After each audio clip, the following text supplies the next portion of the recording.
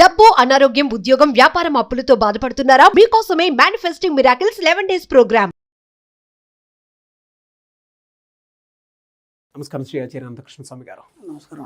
ఇందులో ఏం చెప్తున్నారు? నేను కూడా మన సబ్జెక్ట్ విన్న తర్వాత అంటే అంతకుముందు అసలు మణి మంత్రం అనే ఒకటి వర్డ్ అనేది కూడా ఇప్పుడు కామన్ అయిపోయింది. అవును, మణి మంత్రం అంటే ఈజీగా ఐడెంటిఫై చేసేస్తున్నారు. రెండోది ఏంటంటే మనీకి మంచి వాల్యూ ఇస్తున్నారు. మీరు అన్నట్టు అక్కడ కూడా నేను ఆటో వాళ్ళు కూడా చాలా చదువురాని వాళ్ళు కూడా మన మాటల ద్వారా వాటిని చాలా ఆకలింపు చేసుకొని ప్రతి దగ్గర కూడా థ్యాంక్స్ చెప్పడం కానీ చాలా ఒబిడియన్గా ఉండడం కానీ అంతకుముందు ఉన్నటువంటి బేసిజాలు అవన్నీ తీసేసి ఒక్కొక్క వీడియో ద్వారా మనం చెప్పుకుంటూ వచ్చాం. కాబట్టి అంటే మనం ఒక బోల్డ్గా తయారైతే అంత మనీ వస్తుందని మనం ఒక్కొక్క వీడియోలో మనం చెప్పుకుంటూ వచ్చినప్పుడు చాలా మందిలో చాలా మార్పులు వచ్చినాయి. ఆ మార్పులు తెచ్చుకొని డబ్బు వెంబట పడి డబ్బుని సంపాదిస్తున్న వాళ్ళందరికీ నేను మనస్ఫూర్తిగా కృతజ్ఞతలు చెప్తున్నాను. ఎందుకంటే అందరు బాగుండాలని కోరుకుంటాం. మన సబ్జెక్టే అది. అందరూ సంపాదించాలి, అందరూ బాగుండాలి, అందరూ బాగా ఎంజాయ్ చేయాలి. దాంతో పిల్లలు కూడా బాగా ఎంజాయ్ చేయాలి. ఇంట్లో పిల్లలకు కూడా డబ్బులు ఇవ్వమని చెప్పాము. దాంతో పిల్లలు కూడా చాలా హ్యాపీ. స్వీట్స్ పంచమని, ఎస్, చిన్న చిన్నవి కానీ మంచి గొప్ప గొప్ప సంతోషాలు ఇస్తాయి. 10% తీసి సంపాదించిన దాంట్లో సేవారూపకంగా కూడా చాలా మనం చేయడం జరుగుతుంది. మా గ్రూపే కాకుండా ఇంకా బయట వాళ్ళు కూడా చాలా మంది చేసి మనం పెడుతున్నారు. నేను కూడా మీకు ఎన్నో పెట్టాను, నేను ఫీడ్బ్యాక్లన్నీ పెట్టాను, అవన్నీ ఫోటోలు పెట్టాను. నేను చాలా సంతోషంగా ఉందండి. ఒక ప్రపంచాన్ని తీసుకొచ్చాం. మనీ అనే ఒక మాటతోని మిగతా వాటన్నిటి చేయించాం మనం. సేవారూపకంగా కావచ్చు, లేకపోతే సమాజపరంగా కావచ్చు, ఏదైనా సరే వాళ్ళ బాధ్యతలు వాళ్ళకి తెలియజేస్తాం. దానికి మీ సుమన్ టీవీకి మీకు చాలా చాలా కృతజ్ఞతలు. మీరు కూడా నా వెన్నంటుండి నాకు ప్రోద్బలాన్ని ఇస్తూ ఎప్పుడప్పుడు నన్ను అప్డేట్ చేస్తూ ఇంకా అందరి మధ్యలోకి సబ్జెక్ట్ తీసుకెళ్ళేందుకు చాలా చాలా థ్యాంక్స్. ఇంకా చాలా చేద్దాం, ఇంకా చాలా సబ్జెక్ట్ ఇద్దాం. డబుల్ ట్రిపుల్ ఇక ఈ 299 వీడియోలో మనం ఏం చేస్తామంటే ఒక లైసెన్స్ తీసుకున్నాం, దాన్ని మనం రెన్యువల్ చేస్తాం. అలాగే ప్రతిదానికి ఒక రెన్యువల్ అనేది ఉంది. కానీ మనకు 20 సంవత్సరాలు వచ్చినాయి, 30 సంవత్సరాలు వచ్చినాయి, 40 సంవత్సరాలు వచ్చినాయి. మనం మాత్రం రెన్యువల్ చేసుకోవట్లేదు మన లైఫ్లో. బాగా గమనించండి. అంటే ఎలా ఉంది లైఫ్ అలాగే నడిపిస్తున్నాం మనం. నడుస్తుంది కదా, అయిపోతుంది కదా, ఈ ఆలోచనలు తప్ప ఎప్పుడన్నా మనం ఒక్కసారి ప్రశ్నించుకొని రెన్యువల్ చేసుకోవడం అంటే మనం ప్రశ్నించుకొని ఇంతవరకు మనం ఏం సాధించాం అంటే ఇప్పుడు దాదాపు ఒక 30 years ఉంది. ఈ 30 yearsలో నీ తోటి వాళ్ళు ఎంతమంది ఉన్నారు? లేదా ఒక క్రీడాకారుని తీసుకున్నాం, లేదంటే ఒక గొప్ప బిలియనీర్ని తీసుకున్నాం, ఒక వ్యాపారవేత్తని తీసుకున్నాం, ఏ రంగంలో ఒక వ్యక్తిని తీసుకున్నాం, ఏదో సాధించిన వ్యక్తిని. జస్ట్ మీ వయసే ఉంది, 30 సంవత్సరాలు ఎంతో ఉంది. వాళ్ళు ఎంతో సాధించారు. మీలాంటి మనిషి అతను కూడా పెద్ద గొప్పవాడేం కాదు, మీ మధ్యతరగతిలోనే పుట్టినాడు.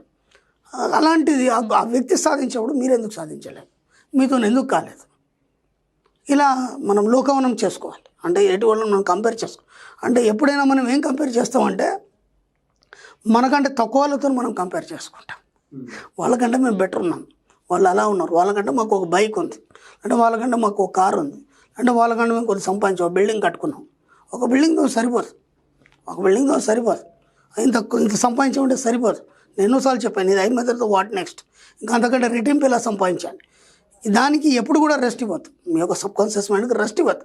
రెస్ట్ ఇచ్చారంటే ఆగిపోతుంది. మీరు ఎప్పుడు కూడా మీ లైఫ్ని రెన్యువల్ చేసుకోవాలని మీరు అనుకోలేదు. కాబట్టి ఏమైపోతుందంటే ఒకే గాడిలో పోతుంది మీ లైఫ్ అంతా. అది ఎంత బోరుగా ఉంటుందంటే మీకు బోర్ రాకపోవచ్చు, కానీ ఒకసారి మీరు ప్రశ్నించుకున్నప్పుడు మీరు ఎంత బోర్ లైఫ్లో బతుకుతున్నారు, ఇంకా అందమైన ప్రపంచం ఎంతో గొప్పగా ఉంది, దాంట్లోకి మనం వెళ్ళొచ్చుకోవాలి, ఎన్నో అందాలని చూడాలి, ఎంతో అనుభవించాలి, ఎంతో ఆస్వాదించాలి అనే విషయం మీకు అర్థమవుతుంది. అప్పుడు రెన్యువల్ చేసుకోవడానికి మీరు సిద్ధంగా అవుతారు. అప్పటిదాకా మీకు ఆలోచనే రాదు మీకు.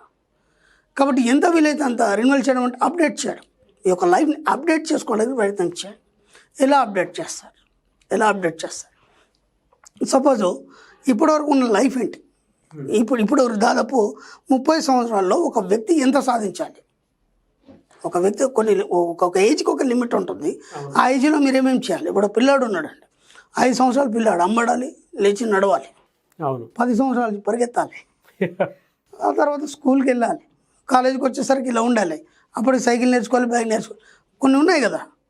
ఆ ప్రకారంగా ఒక 30 సంవత్సరాల వ్యక్తికి ఏమేమి కలిగి ఉండాలి, ఏమేమి సాధించాలి, అవన్నీ మీకు ఉన్నాయా లేదా ఒకసారి మీరు వెనక్కి బేరీ చేసుకోండి. మీ లైఫ్ని ఒకసారి చెక్ చేసుకోండి, కరెక్ట్గా మీరు సాధించారా లేదా. అయిపోయింది, ఇక్కడ అర్థం అయిపోయింది మీరు ఎంతవరకు ఏమేమి కోల్పోయారు, ఇప్పటివరకు ఏమేమి సాధించలేదు, ఇప్పుడు ఏం చేయాలని మీకు అర్థమైపోతుంది. ఇప్పుడు ఈ 30 సంవత్సరాల్లో ఏమేమైతే సాధించదో అవి ఇప్పుడు సాధించదు, అది అయిపోయింది. 30 సంవత్సరాలది అయిపోయింది. 30 సంవత్సరాల నుంచి మళ్ళీ 35-40 వరకు ఏం సాధించాలనేది మీరు ప్లాన్ వేసుకోవాలి. అర్థమైంది, అది అయిపోయింది. ఎందుకంటే మీరు ఇప్పటిదాకా దాన్ని రెన్యువల్ చేయలేదంటే మిమ్మల్ని మీరు ప్రశ్నించుకోలేదు, అది అయిపోయింది. అయ్యో అని చెప్పి బాధపడాల్సిన అవసరం లేదు. కనీసం ఇప్పటి నుంచి అయినా సరే 30 నుంచి 35 కానీ 40 ఇయర్స్ వరకు ఏమేమి చేయాలి, అప్పుడు ఆ వ్యక్తి ఏమేమి సాధిస్తాడు, ఆ లోపల ఎంత సంపాదించాలి. మన సబ్జెక్ట్లో మీరు అది చేశారా ఇది చేశారా సంబంధం లేదు, ఎంత డబ్బు సంపాదించారనేది ముఖ్యం. మన కాన్సెప్టే డబ్బు అయినప్పుడు ఎంత సంపాదించారో, డబ్బు ద్వారా ఏమేమి సాధించారు. ఒక క్రీడాకారుడికి ఒక లక్ష్యం ఉంటుంది, ఆయన క్రీడల్లో ఒక్కొక్క స్టేజ్ ఎదగాలి. మన సబ్జెక్టులో ఏంది, కేవలం డబ్బు సంపాదించాలి, ఆ డబ్బు ద్వారా ఏ ఏ వస్తువులు కొన్నాం, ఎంత ఎంజాయ్ చేశా అనేది మన టార్గెట్. ఇంకా వేరే కొత్త ఏం లేవు మనకి. అతనికి అది ఒక గేమ్ మాత్రమే ఉంటుంది దృష్టిలో, వేరే ఆలోచనలు ఉండవు. గేమ్ ద్వారా వచ్చే డబ్బుతోనే నేను కొనుక్కుంటే లేకపోతుంది. కానీ మన సబ్జెక్ట్ ఏంటంటే కేవలం డబ్బు సంపాదన ఇంకేం లేదు. ఈ డబ్బు సంపాదనలోనే ఐశ్వర్యం తోడు చేసుకున్నాం కాబట్టి ఈ డబ్బు సంపాదన బోర్ రాకుండా ఐశ్వర్యం ద్వారా మనం అన్ని ఆనందాలని అనుభవిస్తాం. అర్థమైందా? కాబట్టి ఇక్కడ నుంచి మీరేం చేస్తారంటే ఇప్పుడు అయిపోయింది, ఇక్కడ నుంచి మళ్ళీ ఒక 10 ఇయర్స్ వరకు, ఒక 5 ఇయర్స్ ఏం ప్లాన్ ఇస్తారు ఇవ్వండి. ఆ 35 ఇంకా 5 ఇయర్స్ కానీ 10 ఇయర్స్ కానీ ఇచ్చిన ప్లాన్లో ఎక్కడ కూడా చిన్న లోపం రావద్దు. వచ్చారంటే మళ్ళీ ఇంకా మీరు సాధించలేరు. ఇక మళ్ళీ ప్రశ్నించుకోవాల్సి వస్తుంది. మీరు మీ జీవితం ఎప్పుడు ప్రశ్నార్థకంగా మిగిలకుండా చూసుకోండి. ఎవరు మిమ్మల్ని ప్రశ్నించొద్దు, ఎవరు మీ ఎలెత్తి చూపొద్దు, మిమ్మల్ని మీరు కూడా ప్రశ్నించుకోవద్దు. నేను ఒకరే చెప్తున్నాను, నన్ను నేను ఎప్పుడు ప్రశ్నించుకునేవాడిని. నాకు బుద్ధి తెలిసినప్పటి నుంచి నేను ఇంతవరకు ఏం చేశాను, ఎక్కడ మిస్ అయింది, ఇప్పుడు ఏం చేయాలి, మిస్ కాకుండా మళ్ళీ నేను దాన్ని ఎలా టార్గెట్ చేరుకోవాలి, నేను అలా చేశాను. అంటే చాలామంది గొప్ప గొప్ప వాళ్ళ పుస్తకాలు చదివి వాళ్ళ జీవిత చరిత్రలు అన్నీ ఇలాగే ఉన్నాయి. వాళ్ళు ఎప్పుడైతే ప్రశ్నించుకున్నారో అలా అంత గొప్ప వాళ్ళు కాగలిగారు. లేకపోతే అంత గొప్ప వాళ్ళు మనం చూడలేం, అంత మహానుభావులు మనం చూడలేం. కాబట్టి మీ జీవితాన్ని రెన్యువల్ చేసుకోవడానికి మిమ్మల్ని మీరు ఎప్పుడూ ప్రశ్నించుకుంటూ ఉండండి. అప్పుడు ఏమవుతుందంటే నిత్య నూతనంగా, ఎప్పుడు యవ్వనంగా మీ యొక్క ఆలోచనలు, అంటే మీ ఆలోచనలు యవ్వనంగా ఎప్పుడైతే మీరు యవ్వనంగా ఉన్నట్టే, 60 సంవత్సరాలు వచ్చినా మీరు యవ్వనంగా ఉన్నట్టే. కాబట్టి ఎప్పటికప్పుడు అప్డేట్ చేసుకుంటూ కొత్త ఆలోచనలు చేసుకుంటూ మీ యొక్క జీవితాన్ని ఆనందంగా, ఉత్సాహంగా ముందుకు తీసుకెళ్ళండి. Sure sir. కాబట్టి ఖచ్చితంగా రెన్యువల్ చేసుకోండి. మీరు రెన్యువల్ చేసుకోకుండా అలా ఉంటే పాత పడిపోద్ది, అది ఎటు పనికి రాకుండా పోతుంది. గవర్నమెంట్ యాక్సెప్ట్ చేయదు మిమ్మల్ని, గవర్నమెంట్ యాక్సెప్ట్ చేయదు. రెన్యువల్ చేయకపోతే యాక్సెప్ట్ చేస్తుంది, యూనివర్స్ కూడా యాక్సెప్ట్ చేయదు. అది గవర్నమెంట్ అది యూనివర్స్, మన గవర్నమెంట్ యూనివర్స్, కాబట్టి యూనివర్స్ యాక్సెప్ట్ చేయాలి తప్పకుండా. Yes. Thank you sir. Sure. Thank you so much Acharya Anantakrishna Swami గారు. థ్యాంక్ యూ అండి. సుమన్ టీవీలో మీ పర్సనల్ అండ్ బిజినెస్ ప్రమోషన్స్ కోసం కింది నెంబర్కి కాంటాక్ట్ చేయండి.